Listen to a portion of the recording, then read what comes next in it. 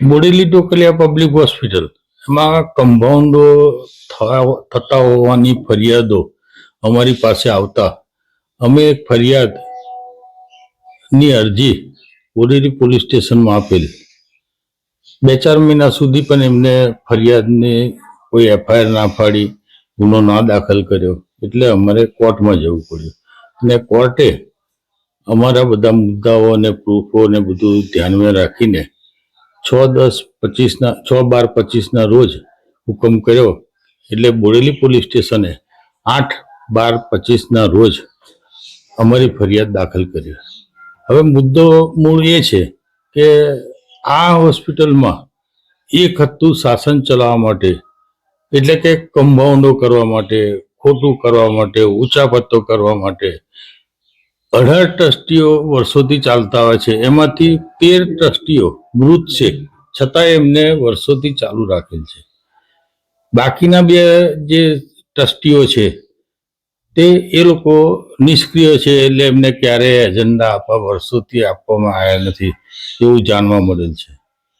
સાથે સાથે હવે એક જ 3 ટ્રસ્ટી રહ્યા હોય તો આ બધો વહીવટ બંધારણ મુજબ 3 ટ્રસ્ટી વહીવટ કરી શકે તેમ ના હોય, છતાંય ઉપરવટ જઈને, કાયદાની ઉપરવટ જઈને પણ એમને આ વહીવટ ચાલુ રાખ્યો છે. ખાસ કરીને બેંકોના જે એકાઉન્ટો ચાલ્યા છે, એ જે અત્યારે હાલમાં ચાલે છે, જે સહીઓ એ અગાઉ ટ્રસ્ટી ના હોય એવા લોકોની સહીઓથી બેંકોમાં લેવડ દેવડ થયેલી છે. એ પણ એક તપાસનો વિષય છે. બીજું, કંચનભાઈ આ અગાઉ બીજી ઘણી બધી સંસ્થાઓમાં આવી જ રીતે કમ્પાઉન્ડો કરીને, ખોટા એફિડેવિટો કરીને એમને આ સંસ્થાઓ પોતાના જે અંગત માણસો હોય એમને સાથે રાખીને જે ચલાવવા માંગતા હોય, એટલે એમની સામે આ એક બહુ મોટો વિરોધ ઊભો થયો છે. ગામમાં બહુ મોટો ચર્ચાનો વિષય છે.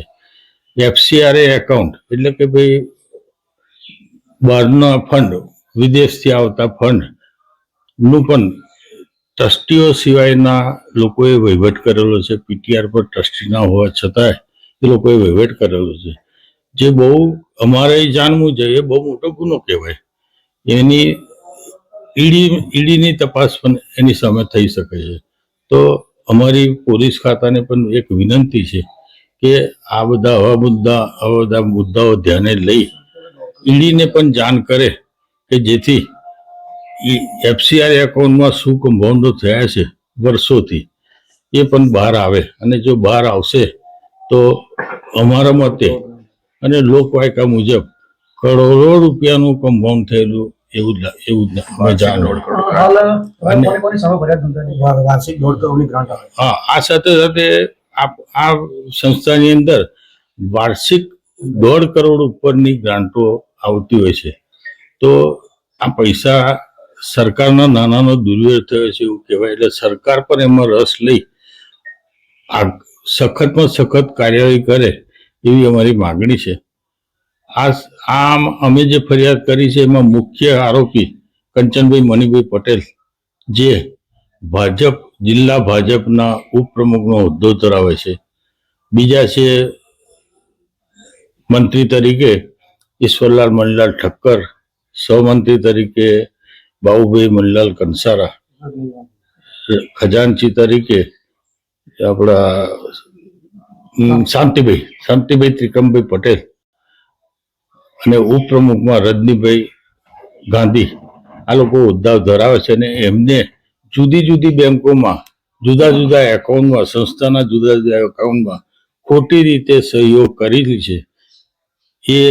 એવો અમારો આક્ષેપ નહીં, એ અમે પુરવાર કરીને એના અમે બધા પ્રૂફ પણ કેસમાં દાખલ આપેલા છે. એટલે અમારી જે ફરિયાદ છે એમાં જેટલા મુદ્દાઓ અમે મૂકેલા છે એ તમામ મુદ્દાઓ અમે પ્રૂફ સાથે રજૂ કરેલા છે, જે અમે કોર્ટમાં રજૂ કરેલા છે. તો આની તલસ્પર્શી તપાસ થાય, નિષ્પક્ષ તપાસ થાય, એવું કોઈ દબાણ વગર તપાસ થાય એવું અમારું પોલીસ ખાતાને અને સરકારની અમારે વિનંતી છે. બોડી ડોકલા પબ્લિક હોસ્પિટલમાં એક જાગૃત નાગરિકે ફરિયાદ નોંધાવી છે. ખાસ કરીને ઉચાપત થઈ હોય તેવા આરોપો અને કેટલાક મૃત જે ટ્રસ્ટીઓ છે છતાં પણ ચાલુ રાખેલા છે એવા એ પણ જે ફરિયાદ છે તેમાં રજૂઆત છે. શું છે સમગ્ર મામલો તેમાં? છોટાઉદેપુર જિલ્લાના બોડેલી ખાતે આવેલી બોડેલી ઢોકલિયા પબ્લિક હોસ્પિટલ એટલે બોડેલી અને જિલ્લાની સર્વશ્રેષ્ઠ આરોગ્ય સંસ્થા છે. આ સંસ્થાનું ફાઉન્ડેશન સર શ્રીમંત સરકાર ગાયકવાડ શાસનમાં નખાવેલું. એટલે આ સંસ્થા સર્વોત્તમ ને ઉત્કૃષ્ટ સંસ્થા છે, પરંતુ કેટલાક સમયથી આ સંસ્થામાં ગેરવહીવટ ચાલતો હતો અને એના સંદર્ભમાં હોસ્પિટલના પૂર્વ ટ્રસ્ટી રહેલા નીતિનભાઈ ચોકસી ઉર્ફે બાબુભાઈ ચોકસીએ આ ગેરવહીવટને ઉજાગર કરીને લોકો સમક્ષ રજૂ કરીને ફરિયાદ પોલીસ સ્ટેશનમાં આપેલી, પરંતુ દુર્ભાગ્યવશ પોલીસે આ ફરિયાદનો સ્વીકાર નહીં કરેલો અને બાબુભાઈએ નામદાર બોડેલી કોર્ટમાં જવું પડ્યું આ ફરિયાદ દાખલ થાય તે હેતુ. અને સદભાગ્યે સત્ય પરેશાન થાય પણ પરાજિત ક્યારેય નહીં. એ સંદર્ભમાં નામદાર બોડેલી કોર્ટે બાબુભાઈની આ ફરિયાદ દાખલ કરવા માટે બોડેલી પોલીસને હુકમ કર્યો અને ગઈકાલે 8 ડિસેમ્બર 2025ના રોજ બોડેલી પોલીસે બોડેલી ઢોકલિયા પબ્લિક હોસ્પિટલના કહેવાતા જે આ 4-5 ટ્રસ્ટીઓ છે, કંચનભાઈ પટેલ સહિત એમના જે 3-4 જે એ મળતિયા છે, એમની સામે ફરિયાદ દાખલ કરી અને ફરિયાદ નામદાર કોર્ટના હુકમ મુજબ થઈ છે. એટલે ખૂબ સોલિડ ફરિયાદ છે.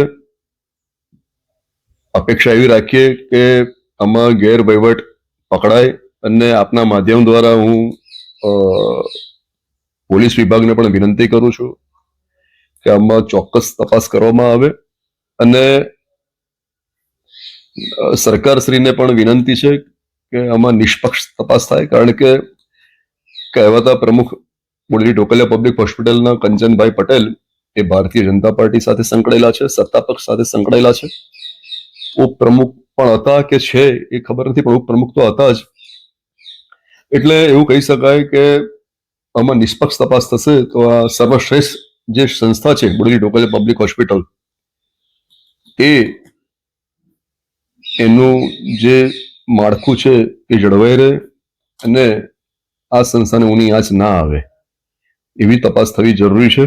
આ હોસ્પિટલમાં સરકારી ગ્રાન્ટ પણ આવે છે, એટલે ખૂબ જ શ્રેષ્ઠ તપાસ થાય અને ગેરવહીવટો પકડાય એવી પણ અમારી માંગણી છે.